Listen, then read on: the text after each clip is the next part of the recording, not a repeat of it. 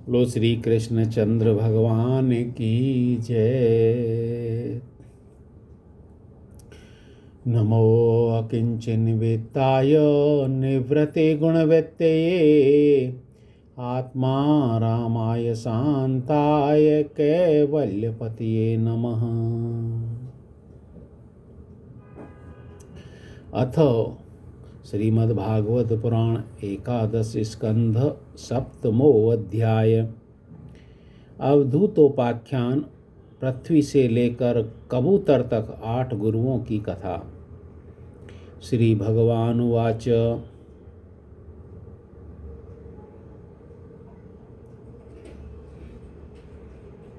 उद्धव जी ने भगवान श्री कृष्ण से प्रार्थना की। तब जब उद्धव जी ने देवकी नंदन भगवान श्री कृष्ण से प्रार्थना की, तब उन्होंने अपने अनन्य प्रेमी सखा एवं सेवक उद्धव जी से कहा, माया से पार जाने का उपाय उद्धव जी भगवान श्री कृष्ण से पूछ रहे थे। तब भगवान श्री कृष्ण ने कहा कि महाभाग्यवान उद्धव, तुमने मुझसे जो कुछ कहा है मैं वही करना चाहता हूँ। ब्रह्मा, शंकर और इंद्रादि लोकपाल भी अब यही चाहते हैं कि मैं उनके लोकों में होकर अपने धाम को चला जाऊँ। पृथ्वी पर देवताओं का जितना काम करना था उसे मैं पूरा कर चुका। इसी काम के लिए ब्रह्मा जी की प्रार्थना से मैं बलराम जी के साथ अवतीर्ण हुआ था। अब यह यदुवंश जो ब्राह्मणों के शाप से भस्म हो चुका है, पारस्परिक फूट और युद्ध से नष्ट हो जाएगा। आज के 7वें दिन समुद्र इस पूरी द्वारका को डुबो देगा। प्यारे उद्धव, जिस क्षण में मर्त्यलोक का परित्याग कर दूंगा, उसी क्षण इसके सारे मंगल नष्ट हो जाएंगे और थोड़े ही दिनों में पृथ्वी पर कलयुग का बोलबाला हो जाएगा। जब मैं इस पृथ्वी का त्याग कर दूं, तब तुम इस पर मत रहना, क्योंकि साधु उद्धव, कलयुग में अधिकांश लोगों की रुचि अधर्म में ही होगी। रुचि है ये? अधर्म में रुचि ज़्यादा होगी, स्वतः रुचि। अब तुमने अपने आत्मीय स्वजन और बंधु बांधवों का स्नेह संबंध छोड़ दो। तुम बता रहे न कि भगवान आपके साथ तो हम बैठे थे, खाया पिया सोए।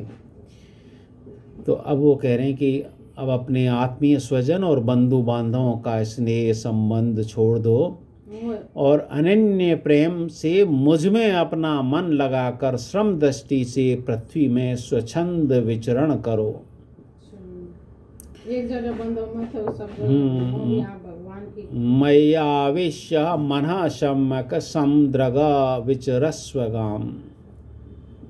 इस जगत में जो कुछ मन से सोचा जाता है, वाणी से कहा जाता है और नेत्रों से देखा जाता है और श्रवण आदि इंद्रियों से अनुभव किया जाता है, वह सब नाशवान है। सपने की तरह मन का विलास है, इसलिए माया मात्र है, मिथ्या है, ऐसा समझ लो। जिस पुरुष का मन अशांत है, असंयत है, उसको पागल की तरह अनेकों वस्तुएं मालूम पड़ती हैं। वास्तव में यह चित्त का भ्रम है। नानात्व का भ्रम हो जाने पर ही यह गुण है, यह दोष है, इस प्रकार की कल्पना करनी पड़ती है। जिस बुद्धि में गुण और दोष का भेद बैठ गया है, दृढ़ मूल हो गया है, उसी के लिए कर्म, अकर्म और विकर्म भेद का प्रतिपादन हुआ है। इसलिए उद्धव, तुम पहले अपने समस्त इंद्रियों को अपने वश में कर लो। सबसे पहला कार्य तो यही है कि अपने आप को वश में करो। उनकी बागडोर अपने हाथ में ले लो और केवल इंद्रियों को ही नहीं, चित्त की समस्त वृत्तियों को भी रोक लो। यही योग है, योगस्य चित्त वृत्ति निरोधा। और फिर ऐसा अनुभव करो कि यह सारा जगत अपनी आत्मा में ही फैला हुआ है और आत्मा मुझ परमात्मा इंद्रियातीत ब्रह्म से एक है, अभिन्न है। जब वेदों के मुख्य तात्पर्य निश्चय रूप ज्ञान और अनुभव रूप विज्ञान से भली भांति संपन्न होकर तुम अपने आत्मा के अनुभव में ही आनंद मग्न रहोगे और संपूर्ण देवता आदि शरीरधारियों के आत्मा हो जाओगे, इसलिए किसी भी विघ्न से तुम पीड़ित नहीं हो सकोगे, क्योंकि उन विघ्नों और विघ्न करने वालों की आत्मा भी तुम ही होगे। जो पुरुष गुण और दोष बुद्धि से अतीत हो जाता है वह बालक के समान निषिद्ध कर्म से निवृत्त होता है, परंतु दोष बुद्धि से नहीं। वह विहित कर्म का अनुष्ठान भी करता है, परंतु गुण बुद्धि से नहीं। जिसने श्रुतियों के तात्पर्य का यथार्थ ज्ञान ही नहीं प्राप्त कर लिया बल्कि उसका साक्षात्कार भी कर लिया है, और इस प्रकार जो अटल निश्चय से संपन्न हो गया है, वह समस्त प्राणियों का हितैषी सुहृद होता है और उसकी सारी वृत्तियां सर्वथा शांत रहती हैं। वह समस्त प्रतीयमान विश्व को मेरा ही स्वरूप आत्मस्वरूप देखता है, इसलिए उसे फिर कभी जन्म मृत्यु के चक्कर में नहीं पड़ना पड़ता। श्री सुखदेव जी कहते हैं कि परीक्षित, जब भगवान श्री कृष्ण ने इस प्रकार आदेश दिया तब भगवान के परम प्रेमी उद्धव जी ने उन्हें प्रणाम करके तत्वज्ञान की प्राप्ति की इच्छा से यह प्रश्न किया। उद्धव जी ने भगवान से प्रश्न किया, भगवान आप ही समस्त योगियों की गुप्त पूंजी, योगों के कारण और योगेश्वर हैं। योगेश योग विन्यास योगात्मा योग संभवा, निःश्रेयास में प्रोक्त त्याग संन्यास लक्षण। आप ही समस्त योगों के आधार, उनके कारण और योग स्वरूप भी हैं। आपने मेरे परम कल्याण के लिए उस संन्यास रूप तक त्याग का उपदेश किया है, परंतु अनंत जो लोग विषयों के चिंतन और सेवन में घुल मिल गए हैं, विषयात्मा हो गए हैं, उनके लिए विषय भोगों और कामनाओं का त्याग अत्यंत कठिन है। जो विषयों में रमण कर रहे हैं उनके लिए तो ये संभव नहीं है। विषयों से अलग करना, इंद्रियों पर विजय प्राप्त करना, चित्त को एकाग्र करना, वही बता रहे हैं। सर्वस्वरूप उनमें भी जो लोग आपसे विमुख हैं, उनके लिए तो इस प्रकार का त्याग सर्वथा असंभव ही है, ऐसा मेरा निश्चय है कि भगवान ये बहुत ही कठिन है। प्रभु मैं भी ऐसा ही हूँ, मेरी मति इतनी मूढ़ हो गई है कि यह मैं हूँ, यह मेरा है। इस भाव से मैं आपकी माया के खेल, देह और देह के संबंधी स्त्री, पुत्र, धन आदि में डूब रहा हूँ। अतः भगवान आप जिस संन्यास का उपदेश किया है उसका तत्व मुझ सेवक को इस प्रकार समझाइए कि मैं सुगमता पूर्वक उसका साधन कर सकूं। साधन क्या है, उस तरफ कैसे जाऊं मैं? हाँ, क्योंकि मैं तो मेरे संबंधी स्त्री, पुरुष, धन इनमें डूब रहा हूँ। मेरे प्रभु, भगवान सामने बैठे हैं तो भक्त, मेरे प्रभु आप भूत भविष्य वर्तमान इन तीनों कालों के अबाधित एक रस सत्य हैं। आप दूसरे के द्वारा प्रकाशित नहीं, स्वयं प्रकाश आत्मस्वरूप हैं। प्रभु मैं समझता हूँ कि मेरे लिए आत्म तत्व का उपदेश करने वाला आपके अतिरिक्त देवताओं में भी कोई नहीं है। ब्रह्मा आदि जितने बड़े बड़े देवता हैं वे सब शरीराभिमानी होने के कारण आपकी माया से मोहित हो रहे हैं, क्योंकि वो कर्म कर रहे हैं तो आपकी माया में ही फंसे पड़े हैं। उनकी बुद्धि माया के वश में हो गई है। यही कारण है कि वे इंद्रियों के अनुभव किए जाने वाले बाह्य विषयों को सत्य मानते हैं। इसलिए मुझे तो आप ही उपदेश कीजिए भगवान। इसी से चारों ओर से दुखों की दावाग्नि जलकर और विरक्त होकर मैं आपकी शरण में आया हूँ। आप निर्दोष, देश काल से परिच्छिन्न, सर्वज्ञ, सर्वशक्तिमान, अविनाशी, वैकुंठ लोक के निवासी एवं नर के नित्य सखा नारायण हैं। अतः आप ही मुझे उपदेश दीजिए। भगवान श्री कृष्ण ने कहा, उद्धव, संसार में जो मनुष्य यह जगत क्या है, इसमें क्या हो रहा है इत्यादि बातों का विचार करने में निपुण हैं, वे चित्त में भरी हुई अशुभ वासनाओं से अपने आप को स्वयं अपनी विवेक शक्ति से ही प्राय बचा लेते हैं। समस्त प्राणियों का, विशेषकर मनुष्य का आत्मा अपने हित और अहित का उपदेशक गुरु है। आत्मा स्वयं बताता है कि ये सही है, ये गलत है, वही गुरु है। तो तुम्हारी आत्मा है, वही तुम्हारा उपदेशक गुरु है। मेरी आत्मा तो गवाह नहीं दे रही। क्योंकि मनुष्य अपने प्रत्यक्ष अनुभव एवं अनुमान के द्वारा अपने हित अहित का निर्णय लेने में पूर्णतः समर्थ है। सांख्य योग विशारद धीर पुरुष इस मनुष्य योनियों में इंद्रिय शक्ति, मन शक्ति आदि के आश्रयभूत मुझ आत्म तत्व को पूर्णतः प्रकट रूप से साक्षात्कार कर लेते हैं।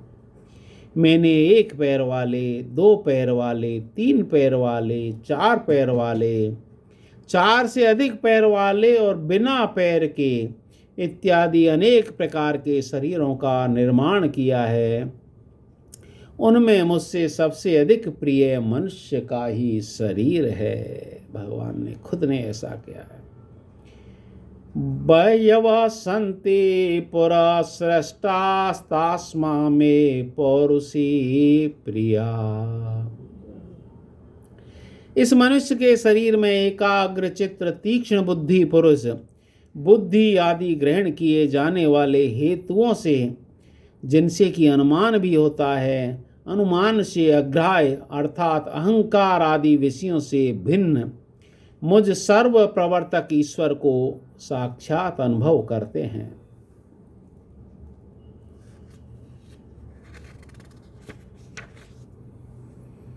भगवान कहते हैं कि राजा, विषय में महात्मा लोग एक प्राचीन इतिहास कहा करते हैं। वह इतिहास परम तेजस्वी अवधूत दत्तात्रेय और राजा यदु के संवाद के रूप में है। एक बार धर्म के मर्मज्ञ राजा यदु ने देखा कि एक त्रिकालदर्शी तरुण अवधूत ब्राह्मण निर्भय विचर रहे हैं। तब उन्होंने यह प्रश्न किया। राजा यदु ने अवधूत से, अवधूत यानी जो ऐसी सन्यासी, नंग भड़ंग ऐसी जो विचरण करता है, ब्राह्मण, आप कर्म तो करते नहीं, फिर आपको यह अत्यंत निपुण बुद्धि कहाँ से प्राप्त हुई? आप कर्म नहीं करते, यानी वेदों का अध्ययन नहीं करते, भगवान की पूजा नहीं करते, ये सब कर्म नहीं करते, तो ये बुद्धि आपको कहाँ से मिली, जिसका आश्रय लेकर आप परम विद्वान होने पर भी बालक के समान संसार में विचरते रहते हैं? ऐसा देखा जाता है कि मनुष्य आयु, यश अथवा सौंदर्य संपत्ति आदि की अभिलाषा लेकर ही धर्म, अर्थ, काम अथवा तत्व जिज्ञासा में प्रवृत्त होते हैं। मनुष्य का धर्म, अर्थ, काम करने का, तत्व जिज्ञासा का, यानी तत्व की जिज्ञासा में, तत्व की खोज करना, इनके लिए ध्येय क्या होता है? उसको आयु चाहिए, यश चाहिए, सौंदर्य चाहिए और संपत्ति चाहिए। ध्येय यही होता है, अपने शरीर की रक्षा करता है। ध्येय यानी एम। तो इसके लिए ये सब धर्म, अर्थ, काम सब करता है मनुष्य। अकारण कहीं किसी की प्रवृत्ति नहीं देखी जाती। बिना कारण के इस मृत्युलोक पर कोई काम नहीं कर रहा है।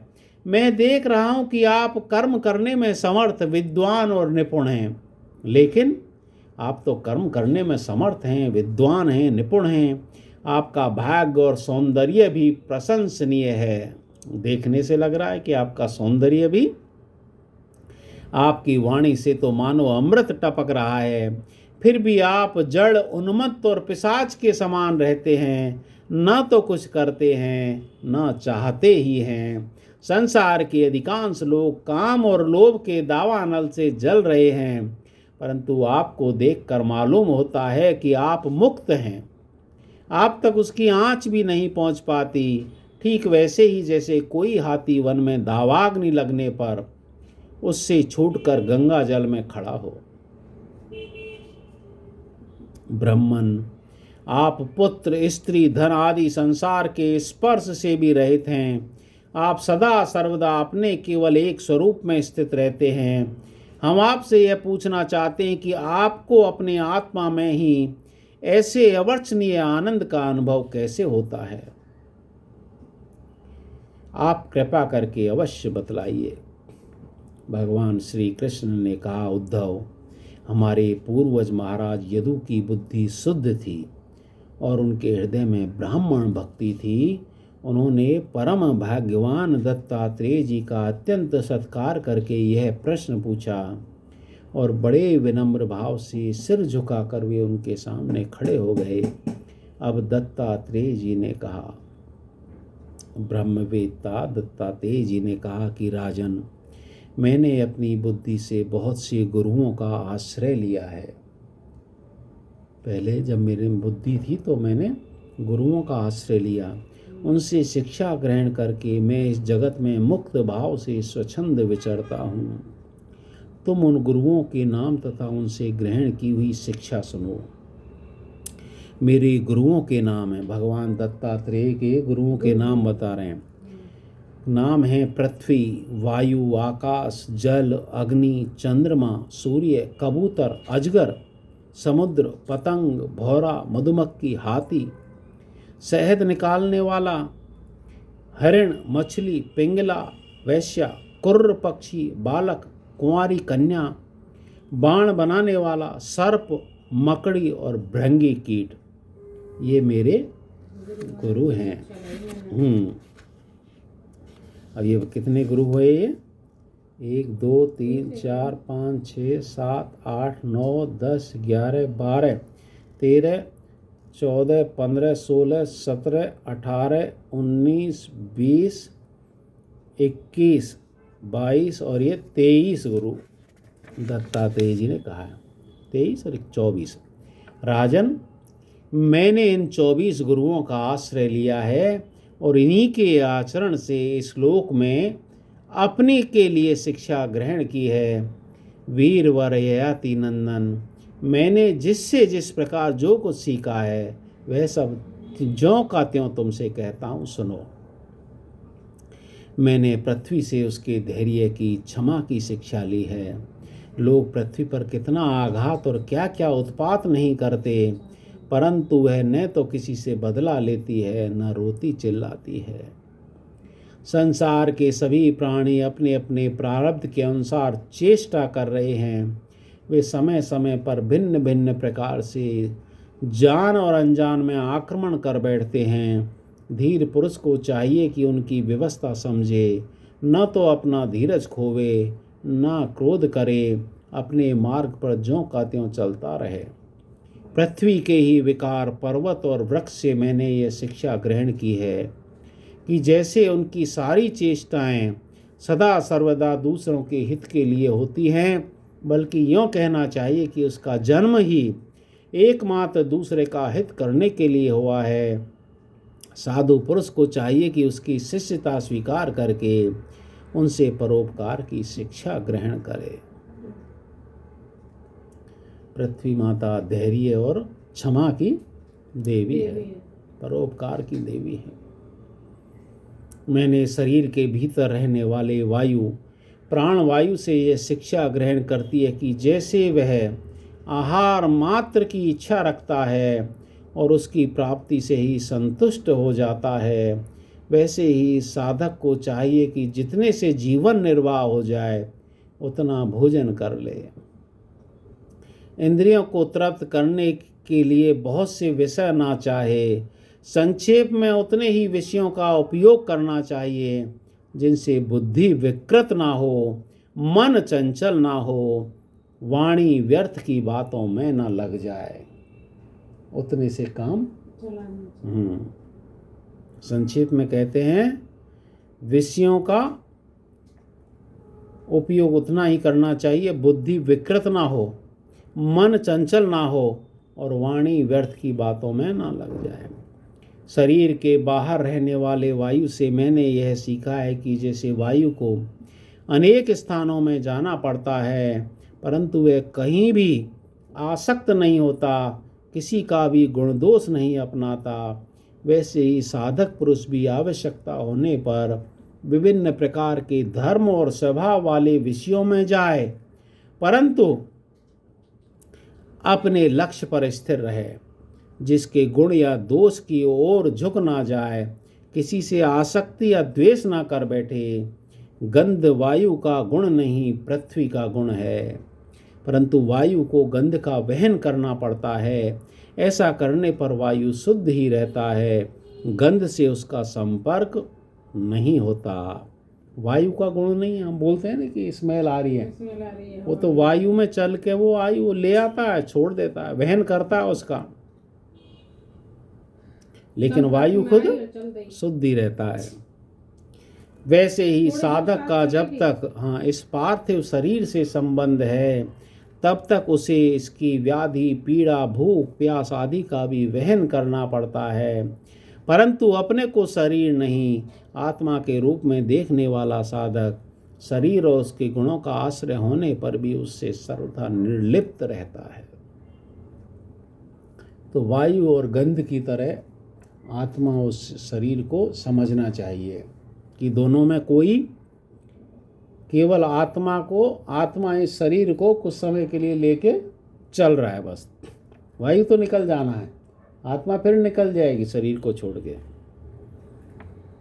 राजन, जितने भी घट मठ आदि पदार्थ हैं वे चाहे चल हों या अचल, उनके कारण भिन्न भिन्न प्रतीत होने पर भी वास्तव में आकाश एक और परिच्छिन्न अखंड ही है।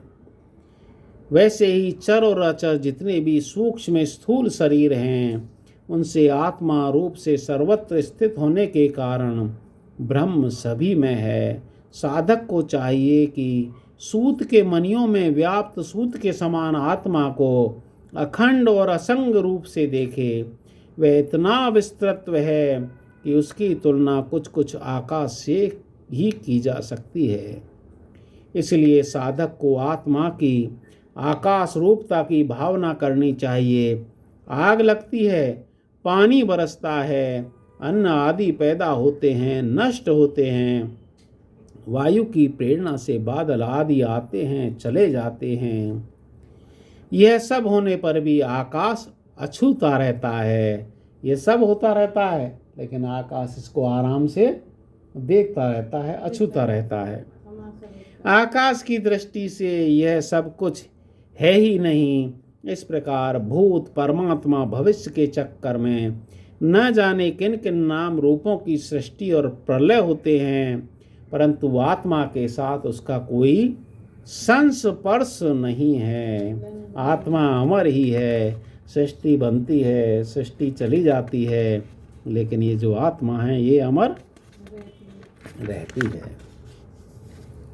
जिस प्रकार जल स्वभाव से स्वच्छ, चिकना, मधुर और पवित्र करने वाला होता है तथा गंगा आदि तीर्थों के दर्शन, स्पर्श और नामोच्चारण से लोग पवित्र हो जाते हैं, वैसे ही साधक को भी स्वभाव से ही शुद्ध, स्निग्ध, मधुरभाषी एवं लोक पावन होना चाहिए।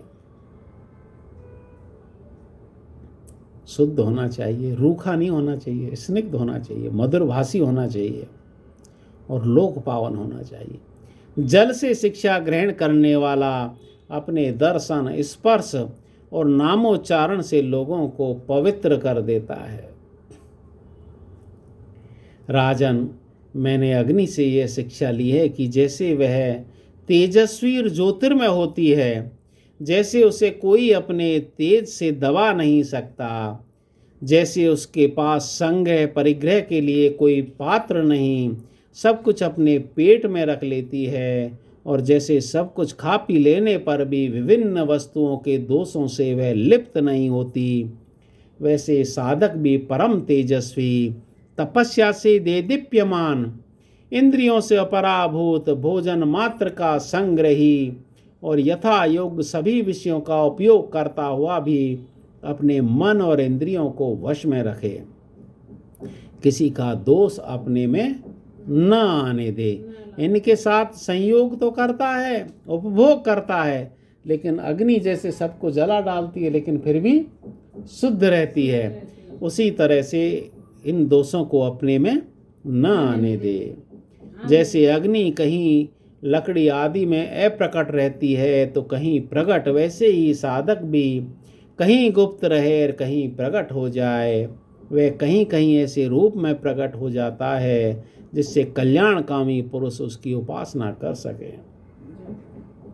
वह अग्नि के समान ही भिक्षा रूप हवन करने वालों के अतीत और भावी अशुभ को भस्म कर देता है तथा सर्वत्र अन्न ग्रहण करता है। साधक पुरुष को इस प्रकार इसका विचार करना चाहिए कि जैसे अग्नि लंबी चौड़ी टेढ़ी सीधी लकड़ियों में भी रहकर उसके समान ही सीधी टेढ़ी लंबी चौड़ी दिखाई पड़ती है, वास्तव में वह वैसी है नहीं। वैसे ही सर्वव्यापक आत्मा भी अपनी माया से रचे हुए कार्य कारण रूप जगत में व्याप्त होने के कारण उन वस्तुओं के नाम रूप से कोई संबंध न होने पर भी उनके रूप में प्रतीत होने लगता है। मैंने चंद्रमा से यह शिक्षा ग्रहण की है कि यद्यपि जिसकी गति नहीं जानी जा सकती, उस काल के प्रभाव से चंद्रमा की कलाएं घटती बढ़ती रहती हैं, तथापि चंद्रमा तो चंद्रमा ही है, वह न घटता है न बढ़ता ही है। वैसे ही जन्म से लेकर मृत्यु पर्यंत जितनी भी अवस्थाएं हैं सब शरीर की हैं, आत्मा से उसका कोई संबंध नहीं है। जैसे आग की लपट अथवा दीपक की लौ क्षण क्षण में उत्पन्न और नष्ट होती रहती है, उसका यह क्रम निरंतर चलता रहता है परंतु दिख नहीं पड़ता, वैसे ही जल प्रवाह के समान वेगवान काल के द्वारा क्षण क्षण में प्राणियों के शरीर की उत्पत्ति और विनाश होता रहता है, परंतु अज्ञानवश वह दिखाई नहीं पड़ता। राजन, मैंने सूर्य से यह शिक्षा ग्रहण की है कि जैसे वे अपने किरणों से पृथ्वी का जल खींचते और समय पर उसे बरसा देते हैं, वैसे ही योगी पुरुष इंद्रियों के द्वारा समय पर विषयों का ग्रहण करता है और समय आने पर उनका त्याग और उनका दान भी कर देता है। किसी भी समय उसे इंद्रियों के किसी भी विषय में आसक्ति नहीं होती। स्थूल बुद्धि पुरुषों के जल के विभिन्न पात्रों में प्रतिबंधित हुआ सूर्य उन्हीं में प्रविष्ट सा होकर भिन्न भिन्न दिखाई पड़ता है, परंतु इससे स्वरूपतः सूर्य अनेक नहीं हो जाता। वैसे ही चल अचल उपाधियों के भेद से भी ऐसा जान पड़ता है कि प्रत्येक व्यक्ति में आत्मा अलग अलग है, परंतु जिनको ऐसा मालूम होता है उनकी बुद्धि मोटी है। असल बात तो यह है कि आत्मा सूर्य के समान एक है, स्वरूपतः उसमें कोई भेद नहीं है।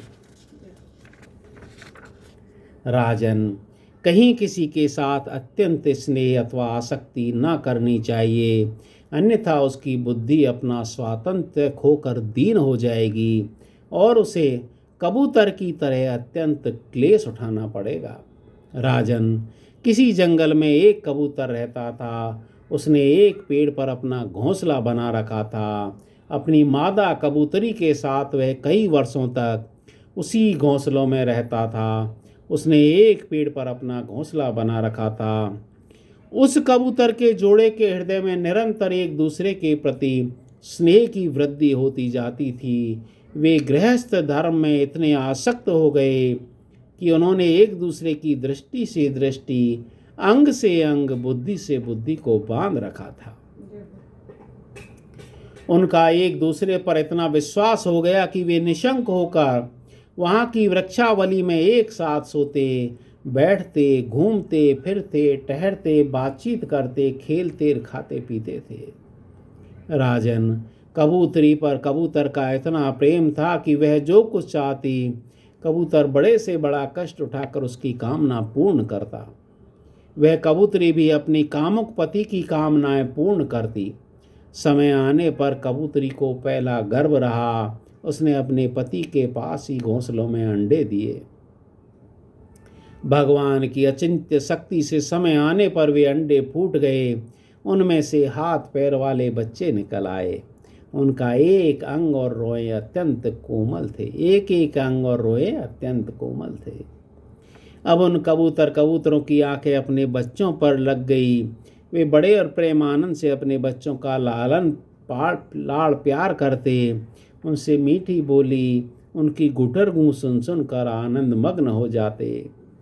बच्चे तो सदा सर्वदा प्रसन्न रहते ही हैं। वे जब अपने सुकुमार पंखों से माँ बाप का स्पर्श करते, कूजते, भोली भाली चेष्टाएं करते और फुदक फुदक कर अपने माँ बाप के पास दौड़ाते, तब कबूतर कबूतरी आनंद मग्न हो जाते।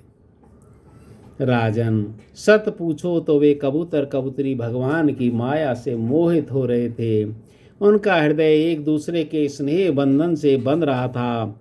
वे अपने नन्हे नन्हे बच्चों के पालन पोषण में इतने व्यग्र रहते थे कि उन्हें दीन दुनिया लोक परलोक की याद ही न आती। एक दिन दोनों नर मादा अपने बच्चों के लिए चारा लाने के लिए जंगल में गए हुए थे, क्योंकि अब उनका कुटुंब बहुत बढ़ गया था। वे चारे के लिए चिरकाल तक जंगल में चारों ओर विचरते रहे। इधर एक बहेलिया घूमता घूमता संयोगवश उनके घोंसले की ओर आ निकला। उसने देखा कि घोंसले के आसपास कबूतर के बच्चे फुदक रहे हैं। उसने जाल फैलाकर उन्हें पकड़ लिया। कबूतर कबूतरी बच्चों को खिलाने पिलाने के लिए हर समय उत्सुक रहा करते थे। अब वे चारा लेकर अपने घोंसले के पास आए। कबूतरी ने देखा कि उसके नन्हे नन्हे बच्चे उसके हृदय के टुकड़े जाल में फंसे हुए हैं और वे दुख से चें चें कर रहे हैं। उन्हें ऐसी स्थिति में देखकर कबूतरी के दुख की सीमा न रही। वह रोती चिल्लाती उनके पास दौड़ गई। भगवान की माया से उसका चित्त अत्यंत दीन दुखी हो रहा था। वह उमड़ते हुए स्नेह की रस्सी से जकड़ी हुई थी। अपने बच्चों को जाल में फंसा देखकर उसे अपने शरीर की भी सुध बुध ना रही और वह स्वयं ही जाकर जाल में फंस गई। मोह बस। जब कबूतर ने देखा कि मेरे प्राणों से भी प्यारे बच्चे जाल में फंस गए हैं और मेरी प्राण प्रिया पत्नी भी उसी दशा में पहुंच गई, तब वह अत्यंत दुखित होकर विलाप करने लगा। सचमुच उस समय उसकी दशा अत्यंत दयनीय थी। मैं अभागा हूँ, दुर्मति हूँ। हाय हाय, मेरा तो सत्यानाश हो गया। देखो देखो, न मुझे अभी तृप्ति हुई, न मेरी आशाएं ही पूरी हुई। तब तक मेरा धर्म अर्थ काम का यह गृहस्थाश्रम ही नष्ट हो गया। हाय, मेरी प्राण प्यारी मुझे ही अपना इष्ट देव समझती थी। मेरी एक एक बात मानती थी, मेरे सारे पर नाचती थी, सब तरह से मेरे योग्य थी। आज वह भी मुझे सूने घर में छोड़कर हमारे सीधे साधे निश्चल बच्चों के साथ स्वर्ग सिधार रही है। मेरे बच्चे मर गए हैं, मेरी पत्नी जाती रही। मेरा अब संसार में क्या काम है? मुझ दीन का यह विधुर जीवन, बिना गृहिणी का जीवन, जलन का व्यथा का जीवन है। अब मैं इस सूने घर में किसके लिए जीऊं? राजन, कबूतर के बच्चे जाल में फंसकर तड़फड़ा रहे थे। स्पष्ट दिख रहा था कि वे मौत के पंजे में हैं, परंतु वह मूर्ख कबूतर यह सब देखते हुए भी इतना दीन हो रहा था कि स्वयं जानबूझकर जाल में कूद पड़ा। राजन, वह बहेलिया बड़ा क्रूर था। गृहस्थाश्रमी कबूतर कबूतरी उसके बच्चों के मिल जाने पर उसकी बड़ी प्रसन्नता हुई। उसने समझा मेरा काम बन गया और वह उन्हें लेकर चलता बना। जो कुटुंबी हैं, विषयों और लोगों के संग साथ में ही जिसे सुख मिलता है, एवं अपने कुटुंब के भरण पोषण में ही जो सारी सुध बुध खो बैठा है, उसे कभी शांति नहीं मिल सकती। वह उसी कबूतर के समान है जो अपने कुटुंब के साथ कष्ट पाता है। यह मनुष्य शरीर मुक्ति का खुला हुआ द्वार है। इसे पाकर भी जो कबूतर की तरह अपनी घर गृहस्थी में ही फंसा हुआ है, वह बहुत ऊंचे तक चढ़कर गिर रहा है। शास्त्र की भाषा में यह आरूढ़ चित्त है, ऊपर जाके और नीचे आना। इति श्रीमद्भागवत महापुराणे परमहंसाम संहितायाम एकादश स्कंदे सप्तमो अध्याय। बोलो श्री कृष्ण चंद्र भगवान की जय। हरे कृष्ण गोविंद हरे मुरारी, हे नाथ नारायण वासुदेवा। हरे राम राम राम हरे हरे, हरे कृष्ण कृष्ण कृष्ण हरे हरे। आरती अति पावन पुराण की, धर्म भक्ति विज्ञान कान की। महापुराण भागवत निर्मल, सुख मुख विगले निगम कल्प फल। परमानंद सुधारस में कल, लीला रति रस रस निदान की। आरती अति पावन पुराण की, कलिमल मथ नित्रताप निवारिणी।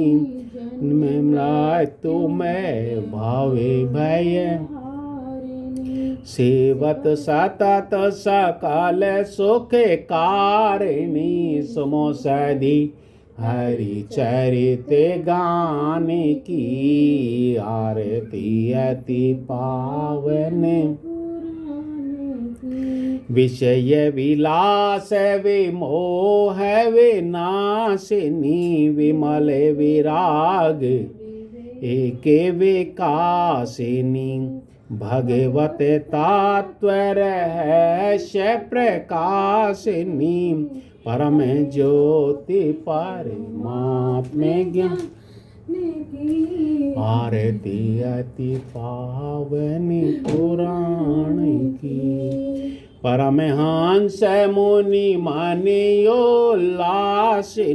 रसिक हृदय रस हास्य विलासिनी, भोक्ति मोक्ति रति प्रेम सुदासिनी। कथा किंचन प्रिय सुजानी की, आरती अति पावन पुराण की।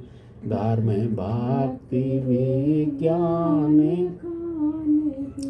नमो अकिंचन वित्ताय निवृत्ति गुणवित्तये। आत्मा रामाय शांताय कैवल्यपतये नमः।